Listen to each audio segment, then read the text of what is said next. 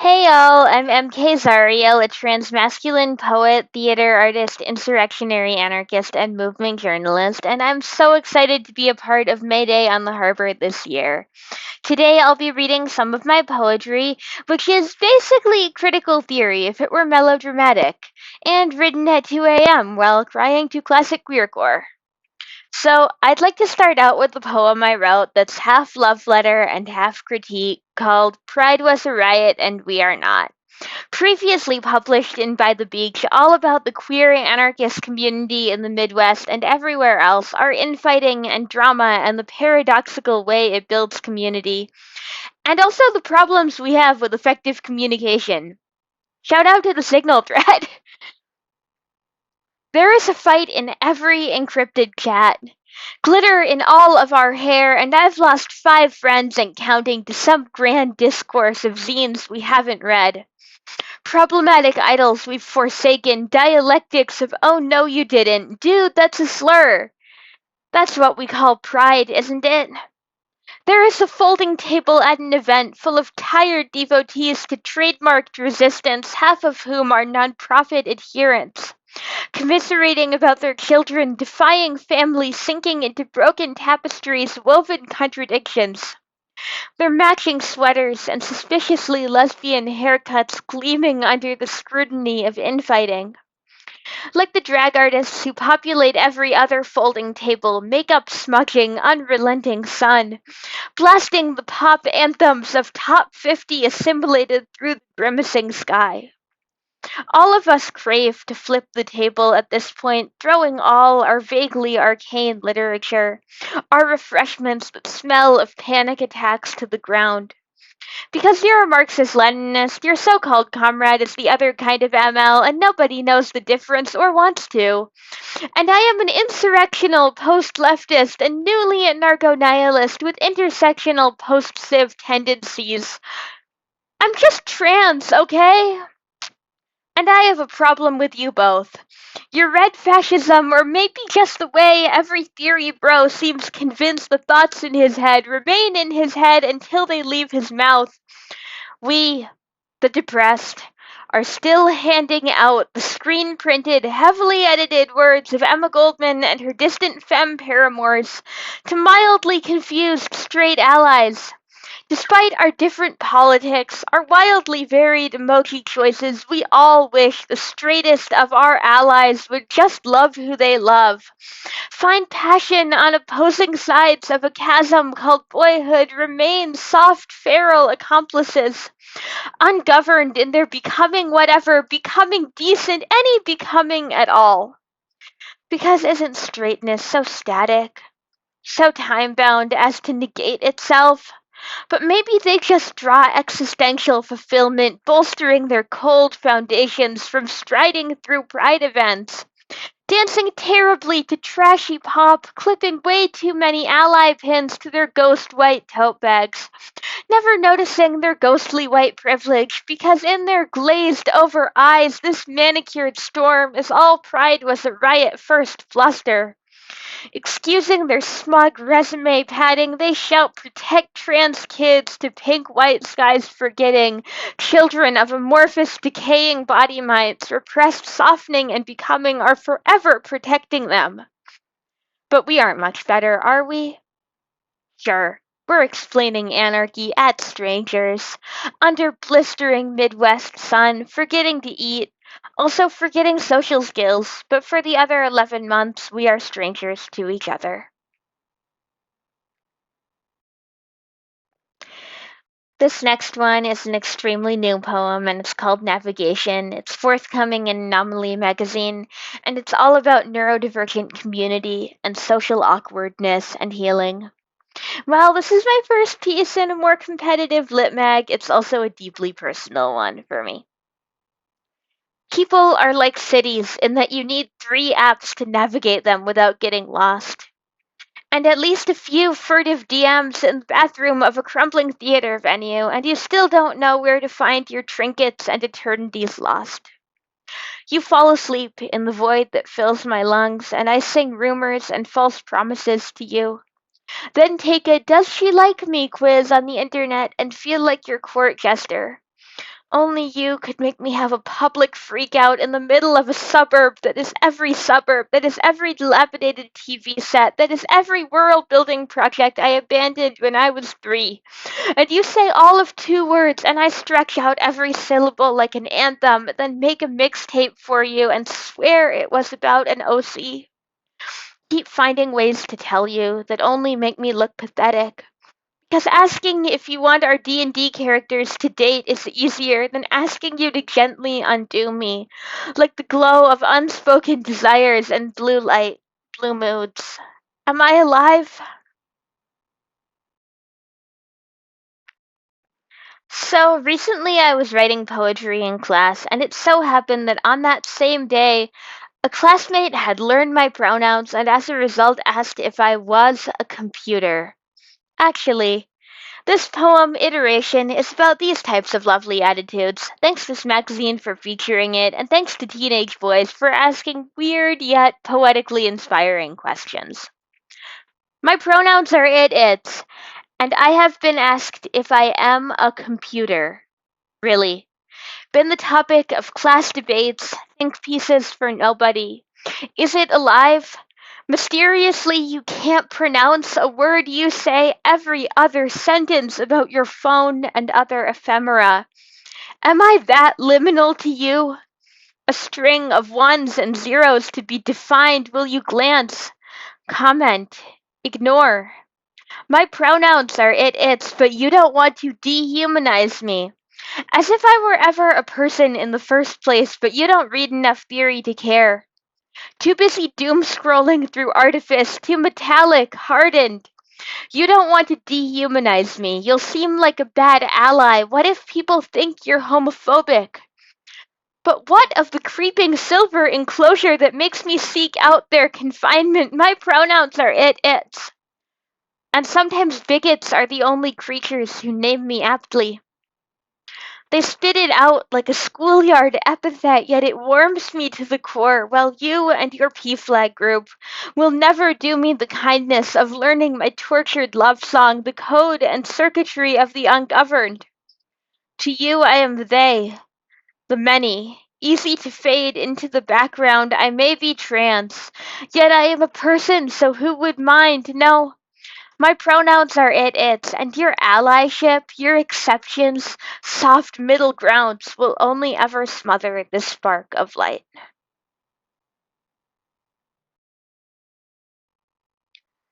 This poem is also published in this magazine as well as on my itch.io page, and put simply, it's about queer and trans ecologies.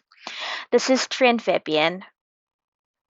I walk through the pinks and grays of desire, never fully belonging to either. I could have been your sister in arms, or one of the only men you trust, yet instead I am thin air and soft night skies and forgetting.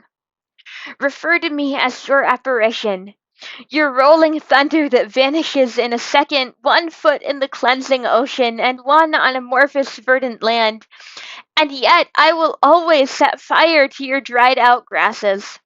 Will always be extinguished or else negate. I swim through acidified seas called womanhood, and wonder why I'm the only one whose skin burns and cannot survive. Call me your tranfibian. Watch me destroy every shred of patriarchy I touch only to crawl back. Am I normal enough to breathe underwater? I don't want to know what you assume when you look upon my body. Don't want to know what a gender is. I will never be anything more than the parasitic plants that linger between sea and sky, the algae that is unnoticed, yet ignored. I don't want to know what being gay is, because if I did, you would have gendered me in the first place. Am I normal enough to drown? This next poem, Period Piece, is a love letter to classical anarchist theory and the awkward ways it shapes interpersonal dynamics. Previously self published in a zine, this is all sadly very accurate to how I do critical theory. When I was too afraid to talk to you, I was reading anarchism and other essays, wondering why Emma always writes like a depressed teenager. giving herself to melodrama, torn up over the repressed desires in her. If she were alive in the 2020s, she would be obsessed with Phoebe Bridgers and the darkest corners of Tumblr, and I am alive, but not living. Memorizing every word of patriotism, a menace to liberty, and privately thinking you're cool. The first time your art met my poetry, I barely noticed. Too deep in the doom spiral that happens when Voltairine de Cleyre gives you gender envy. What would it have been to be that vaguely transmasculine warrior for the kind of liberation that shone in New England sun like desire? Like the loving rivalries that became her. If she were alive in this moment, she'd probably despise us. Maybe not for being gay, but for our insurrectionary lens on anarchism. So are we. And I found Queer's Backpack the year I found you giving up on the classics. At least shelving them in favor of your Notes app auto theory, your Substack soliloquies, and we are alive and standing on the shoulders not of giants, but of depressed gay girls whose recovered love letters prove that Emma and Almeda could not flirt without extended metaphor and shame, that we could not unmask, can live but never come alive without each other. Many of us freaked out after the election result, and when you freak out, sometimes all you can do is notes app poetry. The weird part is, this poem that I wrote in 5 minutes somehow got picked up by Querencia Press, which is a whole other story. But this poem, Escalade, is basically about trauma responses to politics, how that shapes our organizing, and the less fun parts of being trans in the so called US. I want to live in a world where orange is the color of faded sunsets, not despots and the ensuing state repression, where leaving the house doesn't require a signal thread, escalation plan, a grayed out, numbed mood board of what would have been. Is fascism just the state of having feared bigotry long enough that it arises like a malfunction in the normal? Tried to cower in fear, then to resist, and either way, all I could feel was the mirage or reality bearing down. Felt nothing but the dull ache of bias, so my only project in 2025 is a haphazard safety plan. Burnt out desire and practical voids, a notes app autobiography of what's been lost, of two escape plans at once. A red state and a society as gray and unforgiving as ice, anti trans legislation is just the legitimized version of the mold I used to shape my body to, of the normal, the cast iron ideal. Her glow of burnt orange, the perfect, yet still grotesque in the eyes of the free. I didn't eat for one blazing summer and haven't transitioned enough for a lifetime. The body craves release while the mind burns with tiny sparks of anxiety. Will I ever read enough apologetic think pieces to understand why cis men would choose another cis man over disruption? Probably. But that doesn't make it any easier to turn off the news. So after the Texas abortion ban, I started trying to educate around reproductive rights at school, and this poem came out of that surprisingly cathartic experience. I was lucky to collaborate with Advocates for Youth on distributing it in a zine. If anyone's looking for resources of that stripe, they're a great abortion access nonprofit for teens. Dear classmates, I never forget the subtle moments when you ask me what being gay is, what my pronouns are for, what freedom is. I may feel like a sentient search engine, but you are the lightning in my skies. I watch you lay claim to the soft edges of your body for the first time. Dear classmates, screw the boys on the school Discord who ship you together thinking it's funny, thinking lesbians belong to them, thinking they are gods on earth. They don't think.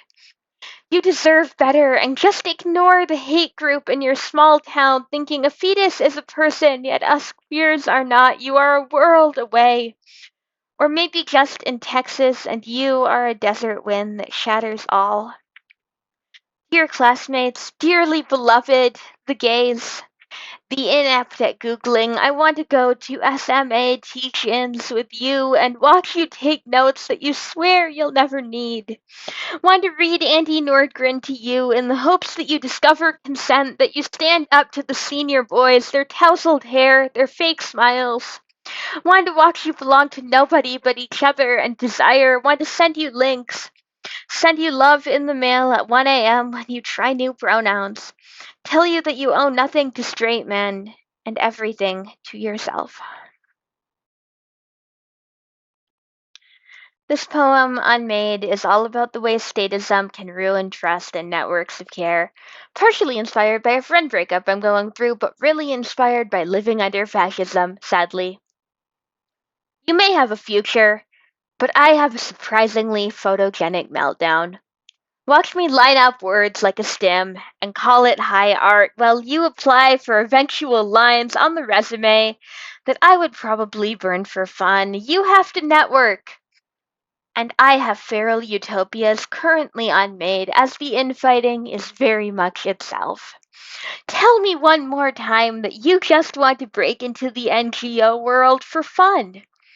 I'll shatter for you and I'll enjoy it because even dissolution beats any moment but this one. Shine for me against the blurred monochrome spirals, the ideal I could be in another world. Your name drips like molten silver from the minds of small talkers. Please be the Instagram page I check just to know I'm still the crazy one. And the podcast, never recorded but often planned out. Be my insecurity's favorite person, I compare myself involuntarily and burrow under layers of self doubt. And can you go there with me? This next poem is called Rant for Anti-Trans Legislation, and shocking no one, it's a rant about anti-trans legislation. It's based on Nat Raum's lovely book called This Book Will Not Save You, and it's also been featured by Querencia Press, who are amazing and I love them. Anyway, this dyke will not be any better at sports than a teenage boy. Nor do I particularly want to be, because sports are for people who value competition, and I'm not even a person. This dyke will not be an enlivening presence in the public bathroom. Not enough to need quarantining, protection. This dyke has no need for health, care, or healthcare. This dyke has pronouns and is not afraid to use them. This dyke tried to mount an insurrection against its elementary school, and every school board is powerless to stop the anarchy of a trans 5-year-old. This dyke doesn't say gay. That's far too assimilationist. This dyke has a void on its legal gender marker and is the reason public queer performance needs a legal definition and has no need for respectability. So when I was 12, I wrote the poem that would eventually become my first published poem. It was in Unfuturing Zine. It's called Ambassador of Homosexuality. And I wrote it after a school bullying incident that involved not just homophobia, but assimilationism. Sadly, this always becomes more relevant as our political situation goes on. Queers like us ache to carve ourselves starring roles in the pageant called gay rights. Become picture perfect, assimilated gays who've never once had an emotional breakdown. Queers like us can't have problems, can we? If we do, you will realize your hierarchies spell death for our chosen family. So queers like us create the illusion of the normal. Erase the way a slur not yet reclaimed burns holes in luminous queer skin, our relatives claiming they don't think of us as gay. And worst of all, we're free. To be complicit in murder, to marry our oppressors, but in 3/5 of the country, not all that free from conversion therapy. Appeasement is our world. You might even feel, heaven forbid, embarrassed by your gay jokes in the chat if you realized your trolling was more earth shattering than annoying. We are the palatable queers in stock photos, wholesome TV shows, a legion of gay best friends, anti heroes, ghosts, drawn in eternal smiles and struggle that paints our existence as a tragedy. We don't talk about activist burnout.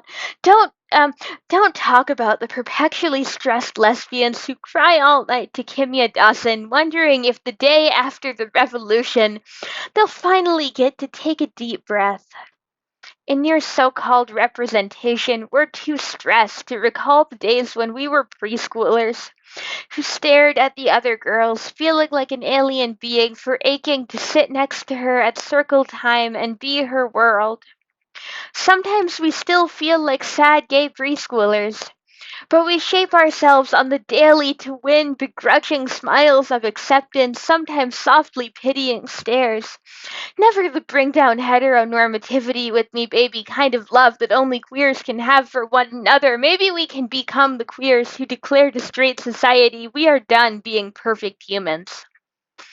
I am not your ambassador of homosexuality, doomed to keep smiling for your straight opinions. Never discover the liberation I can embrace, not your sob story. Not the teenage statistic you trot out at fundraisers in your cheesy suit and tie to make donors to your nonprofit feel straight and self important. And by the way, I might have even volunteered with you if only you had started an affinity group, but you didn't. And the last time you checked your privilege was never. So today, our queerness is everything your heteronormativity stands against. Both a revolutionary force and the way my heart bursts into queer love and mild panic when I see any other trans person. Maybe tonight we can do our preschool selves proud. Our queer struggle is not yours to claim. So, January 20th was a poem I wrote right after the inauguration because I noticed that a lot of people in the literary scene, specifically all over Substack, were spending a lot of energy analyzing the outfits and music choices of the inauguration, and as a trans person navigating a fascist state, I wasn't too keen on hearing about that. So, yeah. Today I started 3 texts with Elon Musk said what, and I was not ready for the collage of answers that were all equally alarming. For the glow of the spectacle, the reality TV sheen, the way fascism and fandom rhyme when you stand back and squint, send me another analysis of dictators' fashion choices at the inaugural ball, the outerwear of the raging turf at the swearing in, and I swear I'll burst into flames no matter how much soft, complacent silk I ruin. Is this a fucking runway to you? For me, it's more of an emergency landing to be, and today I checked social media and found out that short of blocking, I couldn't unfollow JD's toxic Instagram, so just settled for a meme about the stupidity of Meta, hoping to engage in a little principled ambulance chasing. And is that an allegory? Or just a tech problem? I am trans, and every steel-toed footstep is a pound on the hollowed block button. How many reports will it take to conflictually negate half the nation, seeing as one can never unfollow bigotry? Why is it that one side never seems to end up on mute? Get into a Twitter war with a hate group. I'll be trying to remember what trust and safety are. And failing that, trying to read anything but the fine print of executive orders. Watch the inauguration. And screw it, I probably will too. But will you witness the result? I Was a Teenage Caricature is a send up of what my friends and I dub Gifted Kid World, the industry of self improvement projected onto youth and teens who are neurodivergent and also have some vague degree of academic interest. This poem, published in Fifth Estate magazine, is all about the teen angst that can result from compulsory education. Is the might of restraint closing in on me simply a problem of synesthesia? Of this autistic mind making life hellish for its inhabitant, or is this unshakable weight about statism? Apparently, the control industry and gatekeepers well versed in verbal bandages in therapy speak, conditioning into agony, are the ones to ask, am I the weird one? It must be easy to call me the problem, troubled teen caricature flickering in and out of the public imagination. To upend all control must be a dream of supposed insurgents at 1 a.m. And you prescribe me deep breaths and sunlight, forced smiles, affirmations by Google, but what if it was control that made us sick? To be closed in, repressed, gendered by the suffocating, do not simply recommend us artificial oxygen, but release your grip and let our trans bodies breathe. Am I Gay sounds like a text message, but it's also the title of a poem. More specifically, yet another election rant that I wrote for the Citizen Trans Project. Am I gay? Asks a BuzzFeed quiz. But sometimes the more accurate question is whether I could pass a Turing test after cramming and thus starting to feel less alive. Can statistics have genders? Asks the inner voice that has already resigned himself to being a fundraising item for a nonprofit. A black and white photo adorning a copied and pasted, decidedly uninspirational email. Can I watch mainstream news with you and a mute button and subtitles? I don't want to hear about fascism if it can't one day become erasure poetry. I'll text you a think piece about preventative counter-revolution and it will be dry and uninteresting. Like every last tweet of protecting trans kids, when do we defend ourselves? Can I watch mainstream news with you and put fists through the television like a small child? And wonder if this will fade like my coming out texts when I thought there was a world to step out into? This flash fiction piece that I'll be reading next came out of a class prompt about inner voice scenes, then promptly got published in Cartzine because that's just the way, and this is called Voices. And it's about internalized transphobia, a topic that many of us are well acquainted with in these trying times. What nobody tells you about transitioning is that the voices in your head take it and run with it. The supposed angel on your shoulder, that uptight little gremlin with its dime store wings and cardboard halo, tells you to pay attention to the stares, the whispers, the people who pretend they can't pronounce your gender pronouns, the people who know they can be respectful but choose not to. The supposed devil on your shoulder thinks it's intimidating, but it's not, because it looks embarrassingly like your Pinterest board. Your relatives ask you questions they could search online, and it comforts you like only a figment of your imagination could. The two cliched supernaturals have an argument in front of the all shattering mirror in the gendered bathroom that makes you and everyone else feel awkward. In the closet, they tear each other's hair while, bracing yourself, you cut off yours. You tell your therapist you struggle with internalized transphobia, and he tells you to brush it off. But there's no way you could take that literally. The voices are yours. You thank your inner voices with an info dump and a quiet smile, and the supposed angel reminds you that all you are is what you think other people think of you thinking of them. The supposed devil reprimands the supposed angel for being confusing. You throw away your dresses, and eventually they throw away their dispute. You are made of the words thrown like daggers, it is true, but you melt them down and make them shining armor for your new body-mind. Save Our Stages is one of those angsty poems that one writes at a punk show when one has emotional problems. Except this one is also about queer desire, because of course it is, and I thought it was the perfect note to close out on. Tonight I have cried to experimental music and now feel as defiantly alive as your friends. The overly confident guys who just embarked on an emo phase. So I am spinning out at an independent venue, clawing chasms in local art, setting fire to the mutual aid shelf, her mass-produced zines, hoping to see your face in the rubble. I love two things in this irritating city, queercore and anything that reminds me of you.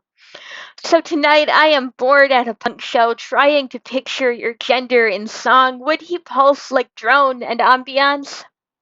I continue staring down the band's elderly relatives, imploring them to at least wear masks off for the next hour. A fleeting eternity, wishing my was as contagious as Lou in piercing Midwestern heat. To spread through a haphazardly lit stage, a liminality for two, possibly the world. And tonight I am technically feral at a punk show by my own meager standards, resisting the urge to hide and read the theory you sent me at 4 a.m. while wondering if I love you like your weird friend loves against me's later days, hoping that bigot I'm avoiding never meets my eyes. I am furtively answering messages. I am falling apart. I am talking to straight girls in culturally appropriated clothing. I am taping the world back together.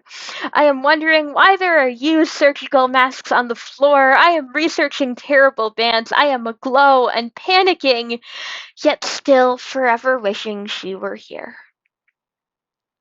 And that's a wrap. If you like what you heard, you can go to mkzariel.card.co.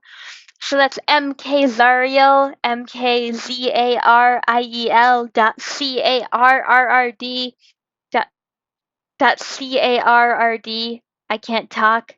.co to check out my zines, my published poetry, my blog, my podcast, my organizing work, and so much more. Thanks to Mayday on the Harbor for hosting this, and thank you all for coming out for it. Stay safe, stay dangerous.